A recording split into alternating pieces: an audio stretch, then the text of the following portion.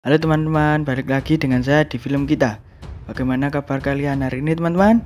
Semoga selalu dalam keadaan sehat dan selalu dimudahkan dalam segala urusannya. Oke, di video kali ini saya akan mereview film yang berjudul Piranha 3D. Film ini menceritakan ikan piranha ganas yang menyerang di kolam waterpark. Gimana bisa itu ikan piranha masuk ke kolam renang? Penasaran kan? Tapi sebelum lanjut ke alur ceritanya, kalian jangan lupa like, comment, dan subscribe ya. Let's go.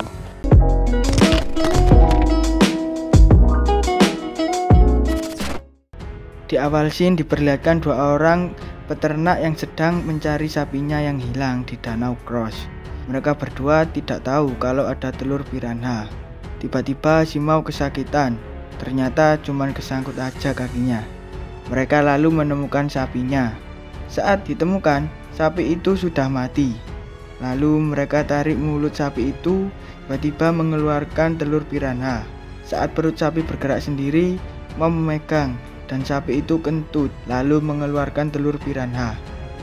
Saat menyalakan korek, tiba-tiba meledak karena kena gas kentut itu tadi. Dan langsung nongol tuh semua ikan piranha, Mau diserang duluan. Saat Clayton mencoba menolong Mau, berakhir sama seperti Mau, dan alhasil mereka berdua tewas tidak tersisa di danau itu. Sekarang scene pindah ke sebuah waterpark. Ini Maddie, dia mahasiswi biologi kelautan. Dia pulang ke situ buat liburan musim panas. Ternyata waterpark itu punya dia dan ayah tirinya yang bernama Seth. Di sini Maddie kesel sama Seth, gara-gara Seth menambahi tema dewasa ke waterpark itu. Tapi karena Maddie cuma memiliki saham 49% dari saham itu, jadi dia tidak bisa apa-apa. Saat malam ada pesta di waterpark itu. Teman-teman Maddie juga hadir di acara pesta itu. Ada Ashley sama Shelby. Ada pacarnya Shelby juga, si Josh.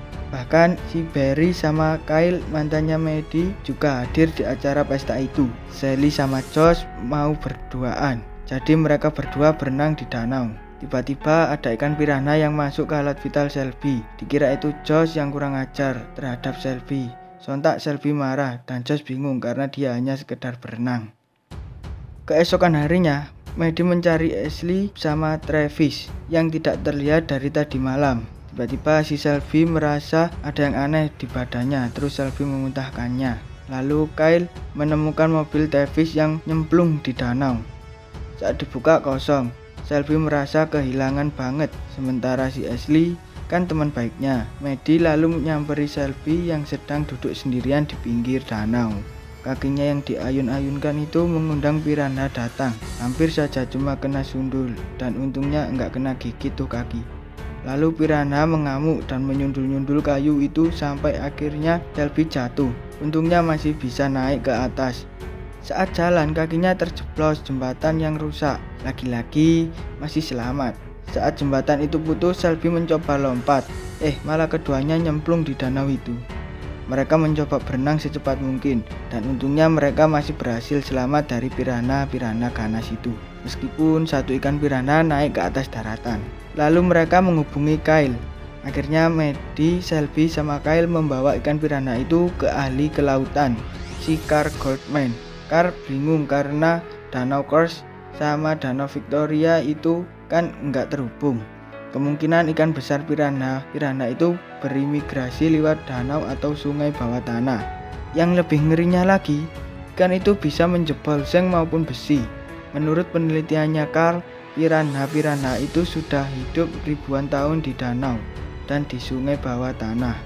Nah, di sana itu dia penuh dengan belerang dioksida dari aktivitas panas bumi, makanya dia bisa bertelur. Masalahnya belerang dioksida bisa muncul di air yang mengandung klorin.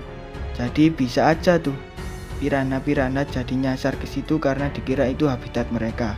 Air dari waterpark si Maddie emang dibuangnya ke Danau Cross. Pantes saja kalau di sana banyak ikan piranha. Mereka mau balik dan mau mengecek pipa pembuangannya. Harus sekarang, soalnya besok waterpark tema dewasanya itu sudah buka.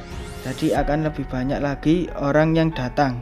Lalu Maddie nyelam sendiri aman. Tapi saat dia balik badan, datanglah tuh semua piranhanya. Kyle turun bantuin Mandy dan untungnya selamat meskipun kena gigit sedikit.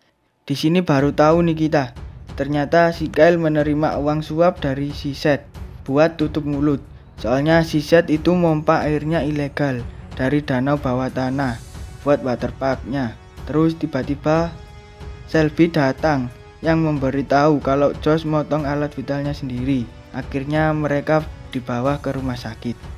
Nah, sampai nih di hari pembukaan waterpark, ternyata Deputy Villain dan mantan kamera Andrew Cunningman ternyata mereka selamat dari serangan ikan piranha. Villain datang ke sana ingin menghilangi rasa traumanya terhadap air, dan ternyata ada bintang tamunya untuk pembukaan waterpark itu, yaitu si celebrity lifeguard yang bernama David Hasselhoff. Akhirnya ketahuan juga sama Mandy kalau Seth mompa airnya di bawah tanah. Mandy sudah bilang bisa aja ada ikan piranha yang ikut masuk ke sedot, tapi si Seth tidak percaya kalau ada ikan piranha. Ternyata bener gerombolan piranha masuk ke pipa pompanya sampai-sampai jebol besi saringannya. Ada bocil kena gigit, dia mencoba memberitahu ibunya, tapi ibunya tidak percaya. Dia lapor ke David, ternyata malah dikasih foto sama tanda tangannya aja. Lalu ada ibu-ibu yang melihat ada ikan piranha di kolam ombak.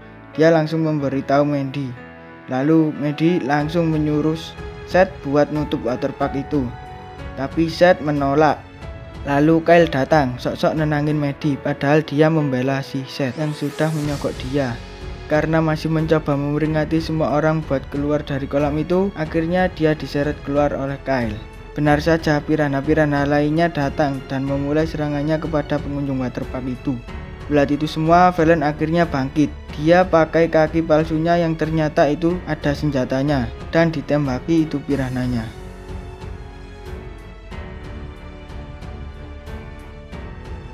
Sementara si bocil itu tadi teriak minta tolong, David dengar dan langsung menolongnya. Seth yang melihat itu kaget sampai terjatuh. Mandy menyuruh Barry ke ruang pompa untuk menguras semua kolam itu. Namun Barry takut terjadi apa-apa. Malah dia masih sempat-sempatnya menyatakan cintanya kepada Mandy dan lebih semangat untuk melakukannya. Si Seth malah mencoba untuk kabur sambil membawa duitnya. Lalu dia naik mobil ngebut buat keluar dari situ. Nggak sadar dia nerobos tali bendera, alhasil kepalanya terputus. Saat sudah menyalakan pompa air, piranha-piranhanya juga sudah banyak yang kesedot keluar.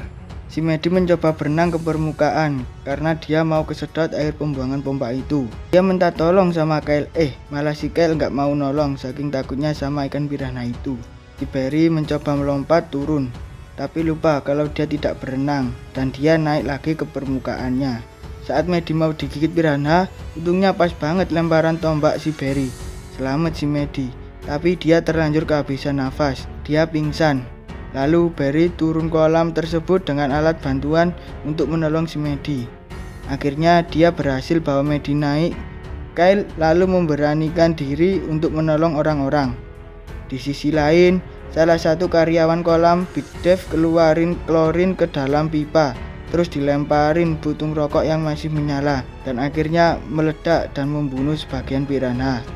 Sayangnya si Kyle jadi tewas karena ketusuk sama tombak yang tadi dibuat Barry untuk menombak piranha tadinya. Akhirnya pada seneng semua. Tiba-tiba Mandy dapat telepon dari Kyle.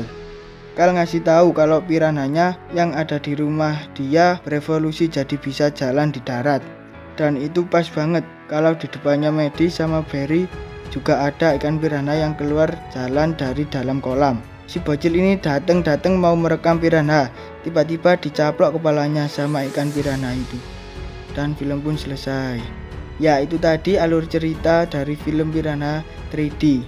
Di akhir cerita seperti akhir cerita film Frankenfish, bisa jalan di darat.